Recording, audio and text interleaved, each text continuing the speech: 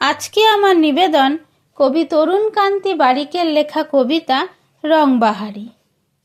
পলাশ রঙে মাঠ এঁকেছি, পাতার রঙে মাটি, অমনি দেখি ছলকে গেল 7 রঙা জামবাটি। আকাশ নীলে বিছিয়ে দিলেম মেদিনীপুরের ছই, আলিপুরের হাওয়া অফিস পাঠিয়ে দিল সই। ফাগুন এসে ডাক পাঠালো, বাতাস বয়ে যায়, আইরে আমার বকুল টগর গোলাপ ছানা আয়।